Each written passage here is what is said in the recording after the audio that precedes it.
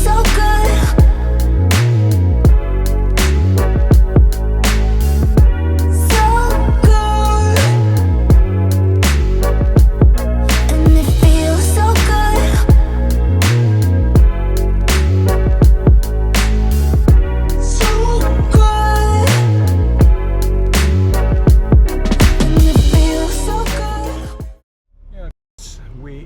In Gympie and heading to Rainbow Beach, heading over to Fraser.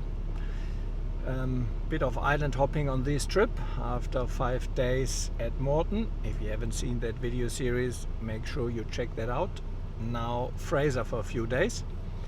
I hope everything works well, because I'm afraid to even say it, I fell off a bench yesterday. Not directly, I was offloading the footage late at night.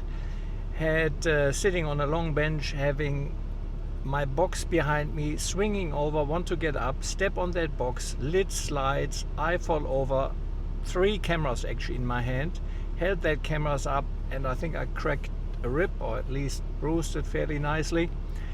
And I also have a sore tooth, so I booked my dentist appointment, but hopefully I make it now for the next 4 or 5 days on Fraser. And I deal with the dentist when back in Sydney. Yeah, after the beautiful trip on Morton, I'm really looking forward to Fraser now.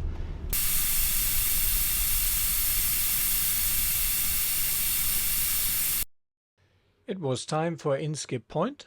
Unfortunately, my DJI drone object tracking failed, so it didn't film me, but trust me, I didn't get bogged at in-skip point, and nor did Kerry, and we're making our way now towards the ferry, as there are only 2 cars really.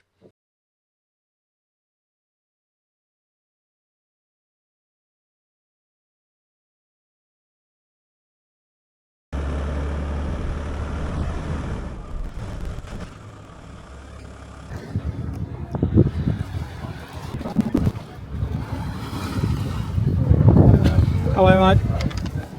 How you going, mate? Good, mate. Fill that out, too easy, buddy. It's 140, 141, mate. Dollar surcharge. Yep. There you go.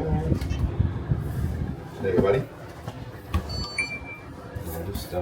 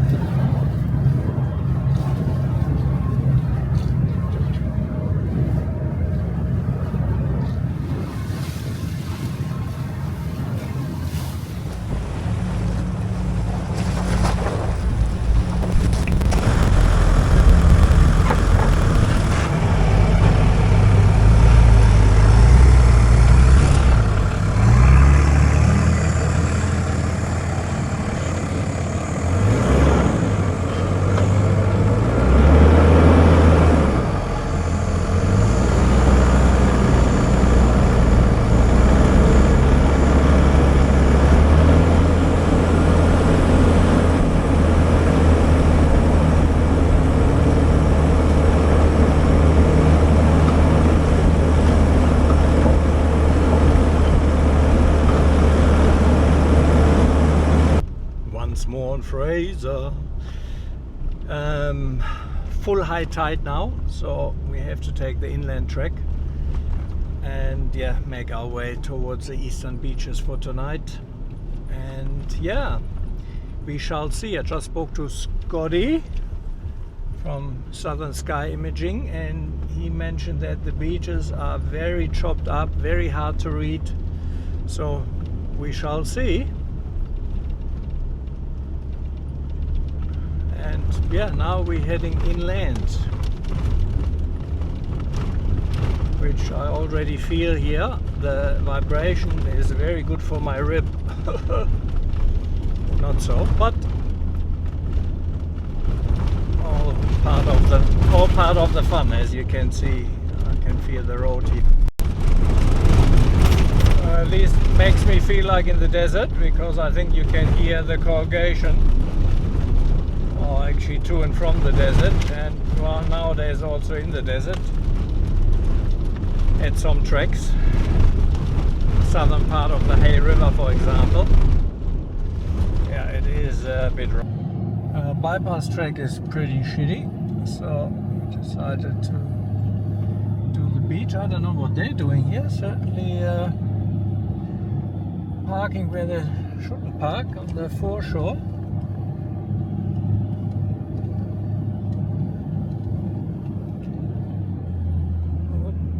Bonnet open.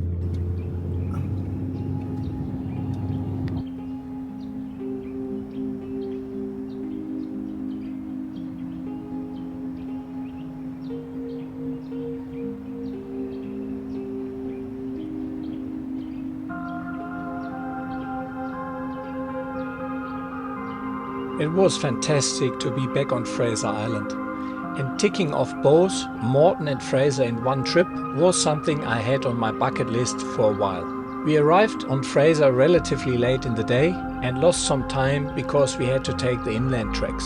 Our plan was to simply find a spot to camp along the beach for the night. However, with the tide still high, we had to navigate all the bypass tracks along the eastern beaches.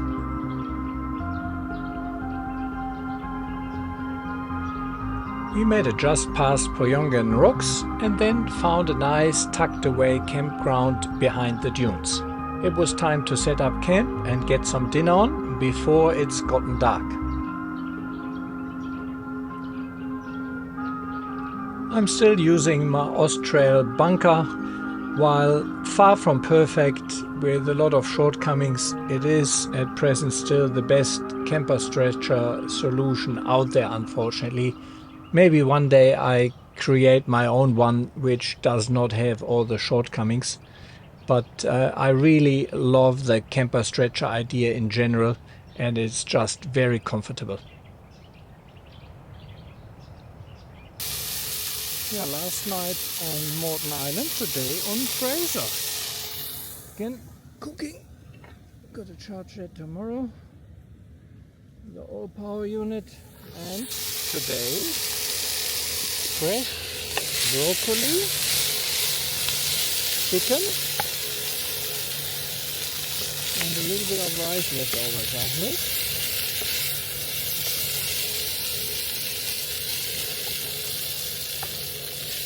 I think that's very yummy here.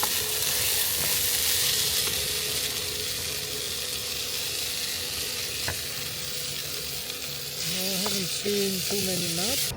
Carrie is fridging up.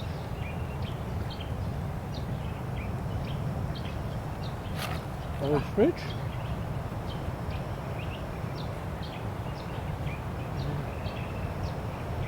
New fridge.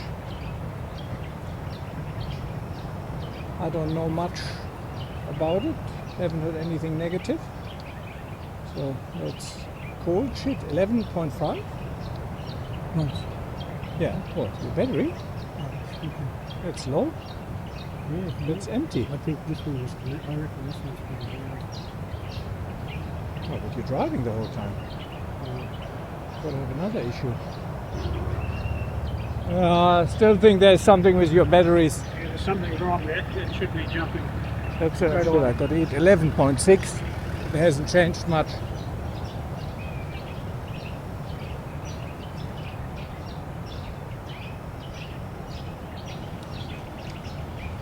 Very good.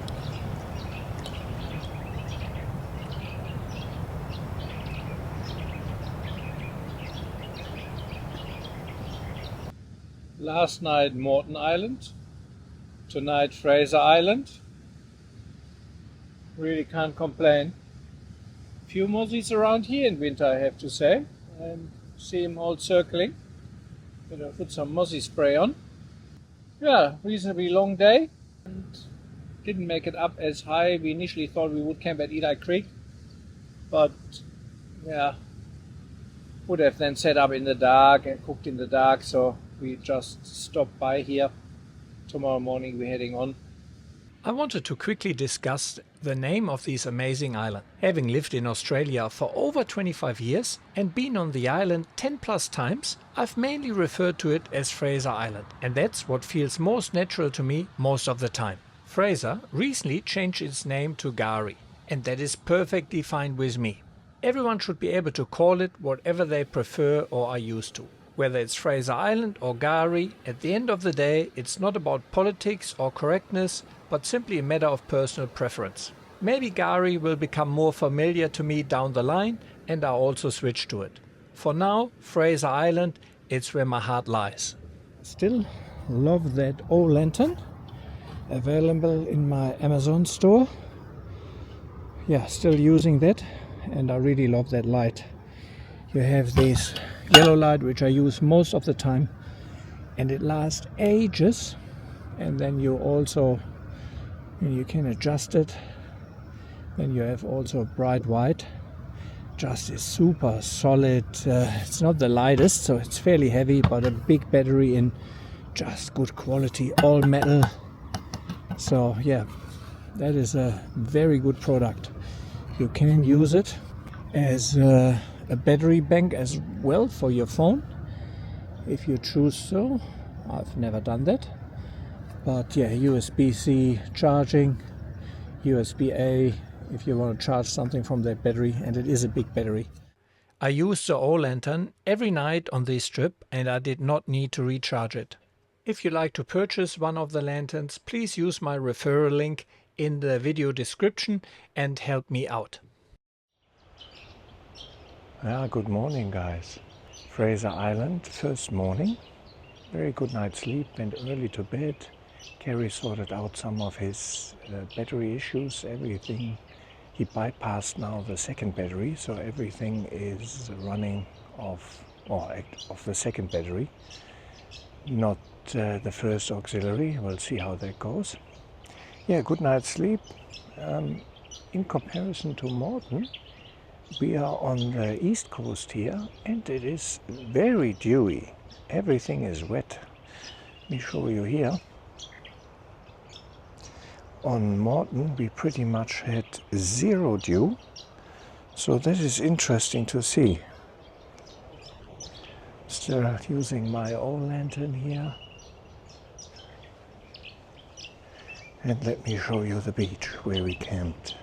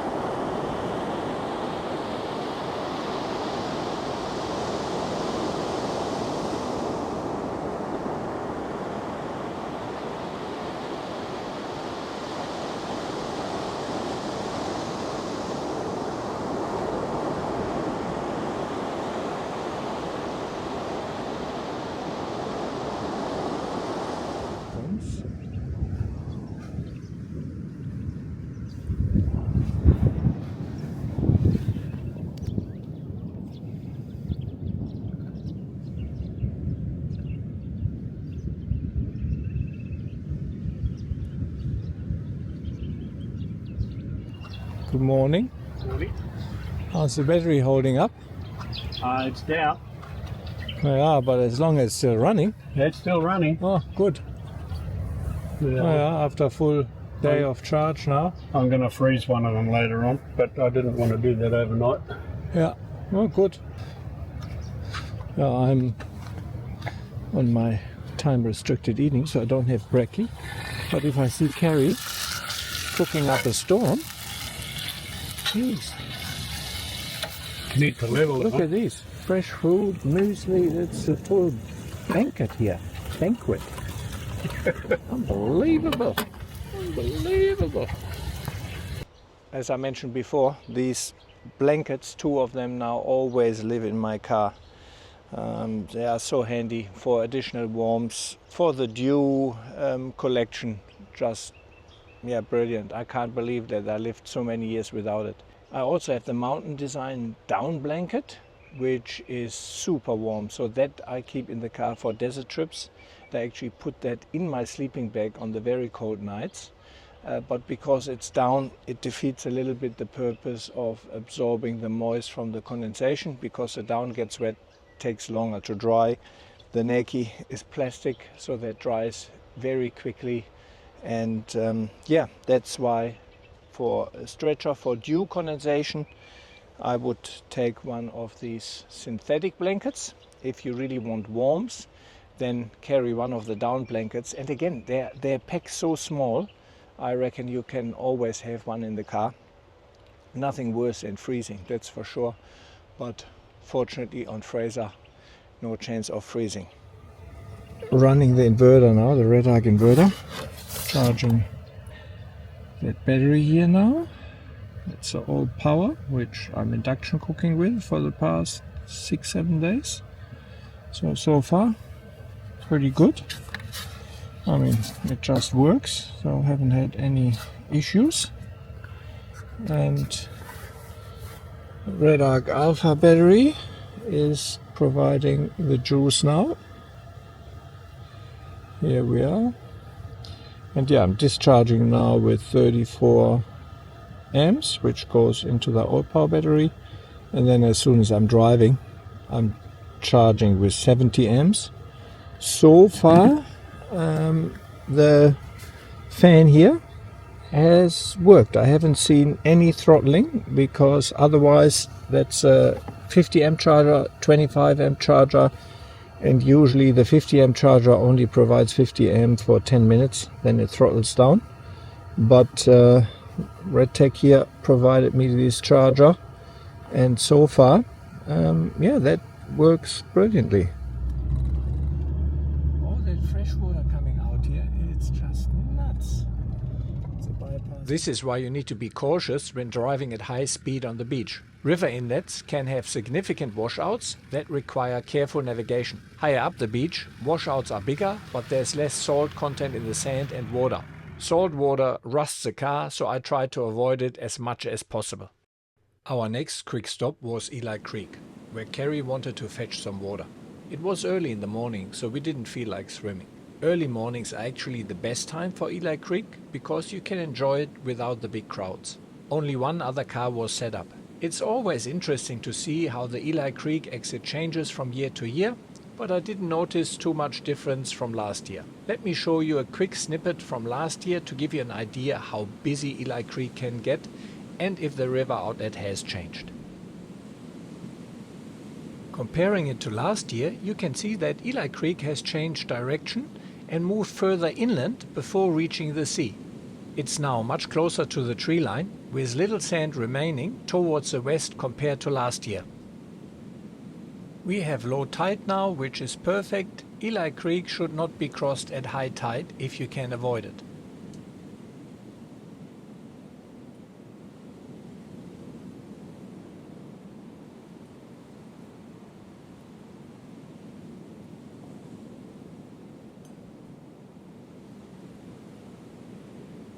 Yeah, still using memory maps for all here, and I've got a very good Fraser map for these, which I really like. It's an old map, and mind you, I've got a few. That's my regional Fraser map 2009. Then obviously you have the HEMA Fraser apps, which are also great. Not so much for Morton though. Morton wasn't much.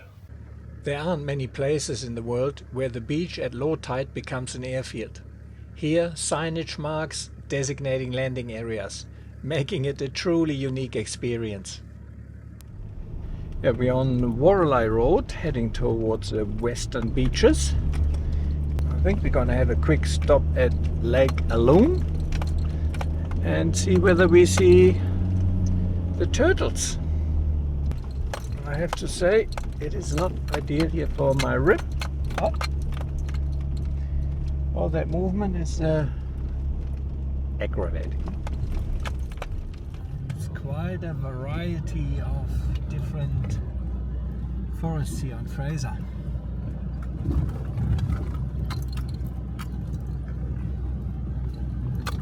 You know, just before we had open forest and blue gum and scribbly gum and banksias, and now here you really have rainforest. I don't think I've ever actually walked to the lookout. And half a kilometer walk, that seems to be the looking platform.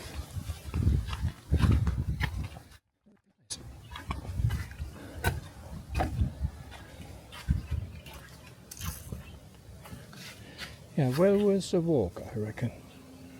Let me show you some aerial footage of the Knifeblade Sandblow, Fraser Island's largest sand dune formation.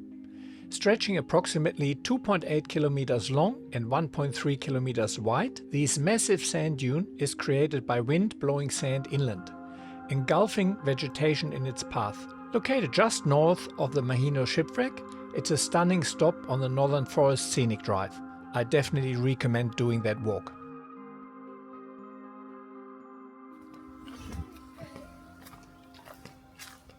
Yeah, please do not feed the animals here.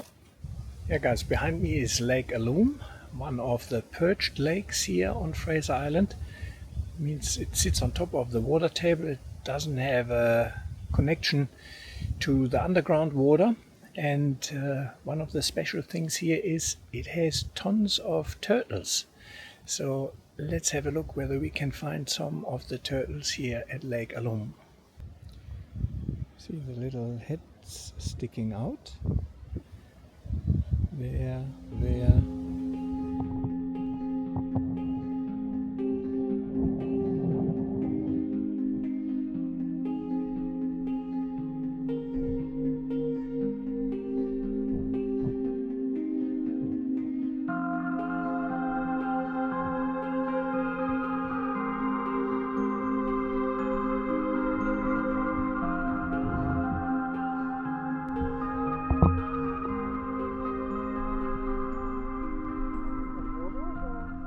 Just have a look how the bark goes on that tree. It all spirals around. Usually it goes straight up, but that one here, like someone twisted that whole tree.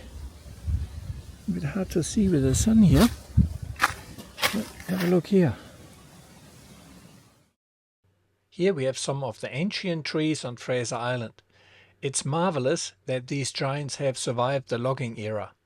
Imagine how many majestic trees must have stood here before logging began. Look at the two to the left and the one in the rear.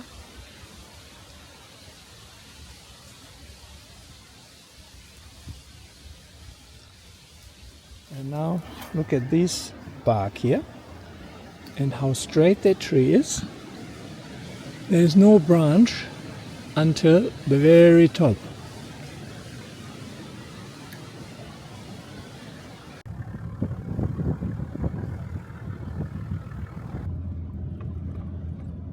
It was a beautiful drive across the island towards the west coast, with green bushes covered in yellow flowers in full bloom.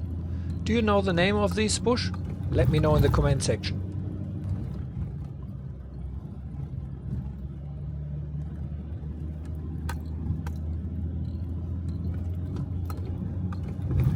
The road is blocked. Have to reverse all the way back. Something like a trailer jumped off or something. And the trailers.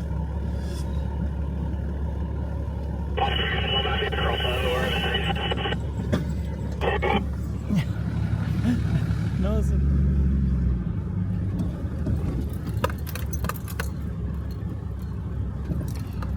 Worali Beach.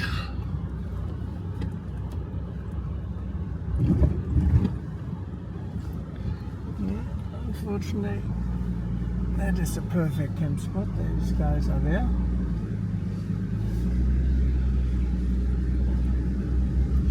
Oh, we arrived at Worali Creek and last party just left. And this is why I love that space. It's a bit windy, but let me show you here. Beautiful freshwater swimming. Just a stunning spot here. So I think we're gonna stay here at least for a night, if not two. Scottie is supposedly arriving here and coming later on today, so should be good. Right there, Scottie. Hey. How are you, mate? See, buddy. Can't shake your hand, it's broken. Oh fuck, I have a broken rib, I can't hug you. How's things? Yeah, good, yourself? Yeah, good. Jeez, you made it quick. I did. Always quick. Already had drama. Oh, what happened? Oh, not with us. On the way in, they must have come from Kongul. Yeah. Big Isuzu. Oh, just past there? With the trailers. Yeah, it's a combo of about 4. Yes. Yeah. One of the trailers jumped off the hitch. That Oh, frickin' hitch where the sand goes in Yeah. on top. It was interesting to see the issues these guys had before. While I haven't got a camper trailer anymore, simply because it didn't get enough use to justify it, I have been with the trailer on Fraser on a few occasions. And this was a good example of why I went with the HitchEzy over the DO35. The inherent design of the HitchEzy prevents any sand ingress from the top, and I think that's what caused the issue for these guys who got stuck and had the hitch come off the ball. It is also super easy to hitch or unhitch in any situation and angle, and that was a big issue I had with the Mac hitch and why I ultimately changed to the HitchEzy. In my opinion, especially when you do a lot of sand driving, the HitchEzy is a better option as it's completely sealed and it's very hard for sand to get inside and block the mechanism. I never had it happen in all my use. But now it was time to get my camp set up and to dry my fly. I still can't believe that these Thermarest Neo Air mattress I purchased over 10 years ago is still going strong after many hundred nights of sleep on it. Up to date, I still have not found a more comfortable mattress, but unfortunately it is no longer made. So I'm dreading the day when this mattress gives up and will need replacement. Please let me know in the comment section what your preferred mattress is with an R rating of minimum R6.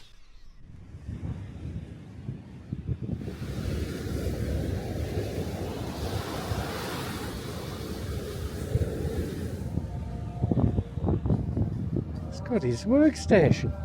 What do you think? You haven't seen this setup before, have you? Yeah, I've seen it on Send me your a picture. picture. That's Yeah. neat. I like it, man. Good. That's Standing table. good.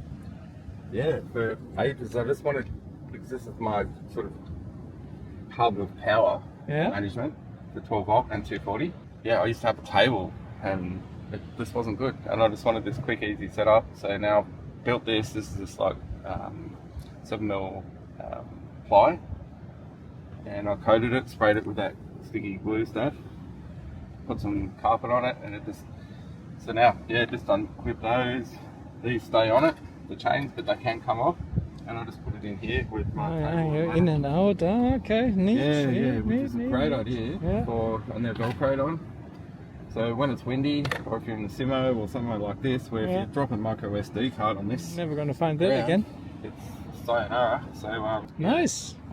Worali Creek is an absolute gem of a camping spot, especially when the weather cooperates and the midgies decide to take a break. Despite a persistent westerly wind that stuck around for the rest of the trip, we couldn't resist the allure of Worali Creek. Splashing around amidst the eels and freshwater shrimps was a good way to relax and recharge.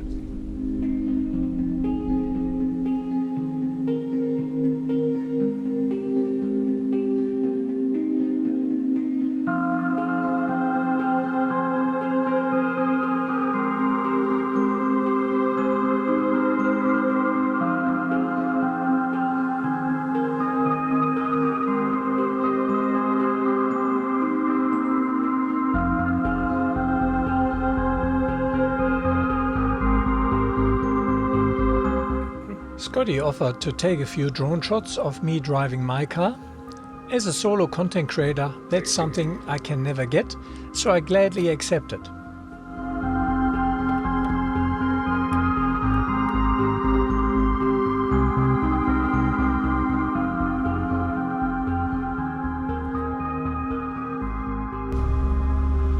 I just went for a little evening drive and very interesting.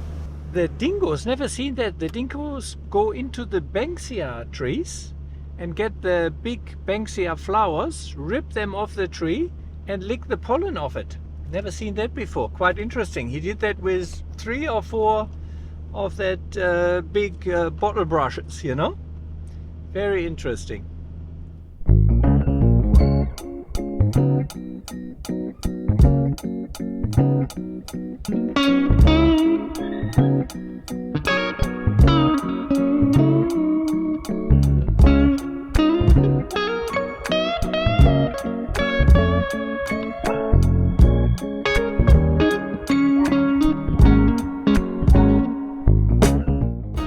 After a pretty eventful day, it was time for a good dinner. I was glad to be using induction cooking because a strong westerly wind hadn't eased after sunset. Cooking on gas, even sheltered behind my car, would have been a challenge. But no such problems with induction cooking.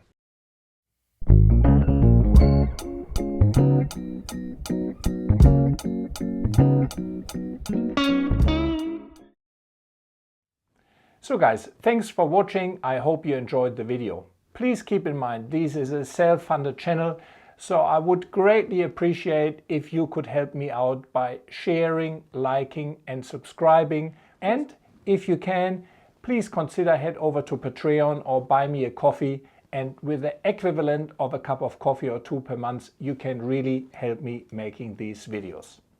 Thanks a lot for watching and see you along the tracks.